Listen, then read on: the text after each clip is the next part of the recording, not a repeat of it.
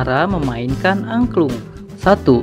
Gunakan tangan kiri untuk memegang angklung dan gunakan tangan kanan untuk menggetarkannya. Kedua, jangan gunakan tangan kanan untuk memegang angklung pada bagian tengah tiang angklung, tetapi gunakan tangan kiri. 3. Tegakkan posisi angklung sejajar dengan tubuh. Jarak antara angklung dan tubuh kita sebaiknya sekitar setengah meter sehingga angklung dapat bergetar dengan baik. Keempat, gunakan posisi tangan untuk menggetarkan bagian ujung tabung. Setelah mengetahui cara yang benar memegang alat musik dari bambu itu, mari kita pelajari bagaimana cara memainkan angklung. 1. Getarkan ke arah kanan dan kiri dengan menggunakan tangan kanan dan posisi angklung tetap tegak.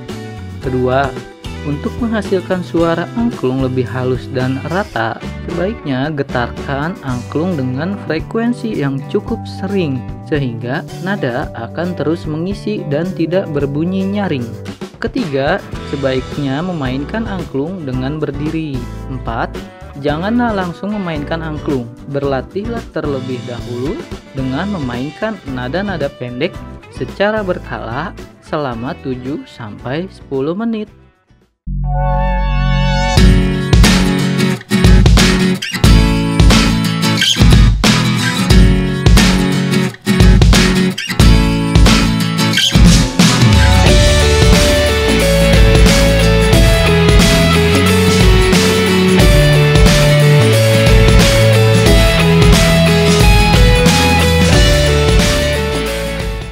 Assalamualaikum warahmatullahi wabarakatuh. Kali ini kita akan belajar tentang teks prosedur. Pada awal video, kalian sudah melihat bagaimana cara memainkan angklung.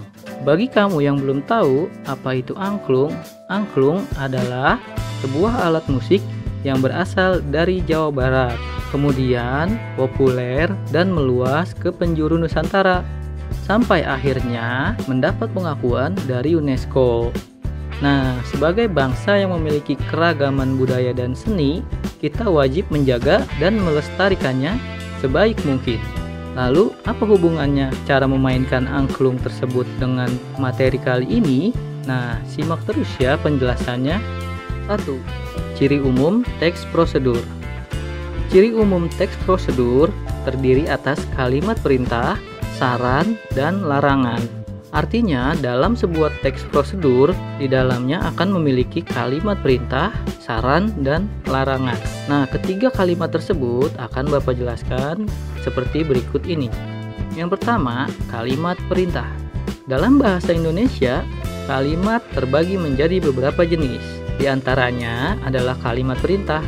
Kalimat perintah adalah kalimat yang mengandung makna memerintah atau meminta seseorang untuk melakukan sesuatu sesuai dengan apa yang diinginkan penutur atau penulisnya. Nah, berikut ini ciri-ciri kalimat perintah. 1. Jika diucapkan, intonasi pada bagian akhir kalimat naik atau meninggi. 2. Jika berbentuk tulisan, maka perintah bernada emosi tertentu diakhiri dengan tanda seru. Jika berupa perintah netral, kalimat perintah cukup diakhiri tanda titik. Yang 3, kalimat perintah menggunakan pola inversi atau kebalikan. Contohnya, kamu kembali. Itu adalah kalimat biasa. Kembali kamu. Nah, itu kalimat perintah. Yang keempat, dapat menggunakan partikel lah ataupun kan. Selain itu, ada dua macam kalimat perintah, yaitu sebagai berikut. 1. Kalimat perintah biasa. Kalimat perintah biasa adalah kalimat yang isinya secara langsung menyuruh seseorang untuk melakukan sesuatu. Contohnya, matikan lampu itu. Kemudian, ambilkan aku buku. Buatkan adik sarapan pagi. Dan lain-lain. Nah, itu adalah contoh kalimat perintah biasa. Yang kedua, ada kalimat perintah ajakan. Kalimat perintah ajakan mengandung perintah dengan cara mengajak seseorang untuk melakukan sesuatu. Biasanya, kalimat perintah ini ditandai dengan kata ayo dan marilah. Contohnya, ayo bersihkan ruangan belajar kita. Mari kita berangkat. Sekarang kita perhatikan kembali teks cara memainkan angklung tadi. Apakah dalam teks tersebut mengandung kalimat perintah atau tidak? Mari kita simak. Ya, yang pertama ada kalimat gunakan tangan kiri. Itu adalah kalimat perintah. Lalu ada kalimat tegakkan posisi angklung. Nah, itu juga kalimat perintah. Lalu ada kalimat gunakan posisi tangan. Itu juga termasuk kalimat perintah. Lalu apakah ada lagi? Ya, getarkan ke arah kanan dan kiri. Itu juga termasuk kalimat perintah. Berikutnya kita lanjut ke kalimat saran. Kalimat saran adalah kalimat berisi saran untuk seseorang dalam menyelesaikan suatu permasalahan yang terjadi. Saran sebaiknya disampaikan dengan menggunakan kalimat yang santun, sehingga pihak lain tidak merasa disuruh atau tersinggung. Kita lihat contohnya. Potensi wisata daerah ini semestinya dapat dikembangkan melebihi Bali. Itu contoh yang pertama. Lalu contoh berikutnya, sebaiknya bahan yang digunakan bersifat alami dan mudah didaur ulang. Itu contoh yang kedua. Selanjutnya, lebih baik terlambat daripada daerah kita tidak berkembang sama sekali. Nah, itu adalah contoh yang ketiga. Kita akan kembali ke teks cara memainkan angklung tadi. Kita simak lagi apakah ada kalimat saran dalam teks tersebut. Ya, pada poin nomor 2 paling bawah terdapat kalimat untuk menghasilkan suara angklung lebih halus dan rata, sebaiknya getarkan angklung dengan frekuensi yang cukup sering. Nah, itu adalah kalimat saran. Kemudian di poin nomor 3 ada kalimat sebaiknya memainkan angklung dengan berdiri. Nah, itu juga kalimat saran. Kita lanjut ke kalimat berikutnya, yaitu kalimat larangan. Kalimat larangan digunakan untuk menyampaikan larangan terhadap sesuatu yang diucapkan atau dilakukan seseorang.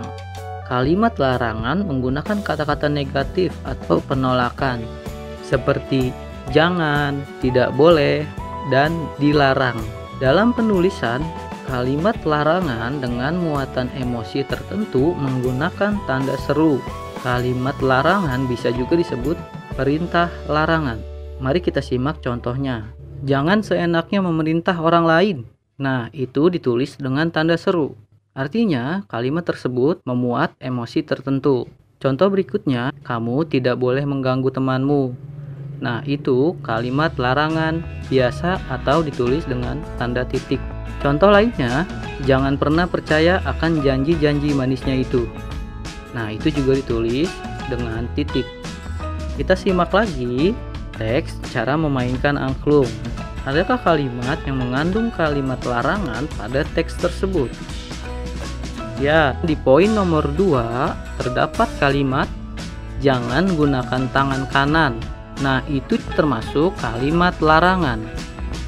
Berikutnya di poin nomor 4 bagian bawah, di situ ada kalimat janganlah langsung memainkan angklung. Nah, itu adalah kalimat larangan. Demikianlah materi kali ini. Sampai jumpa pada materi berikutnya. Wassalamualaikum warahmatullahi wabarakatuh.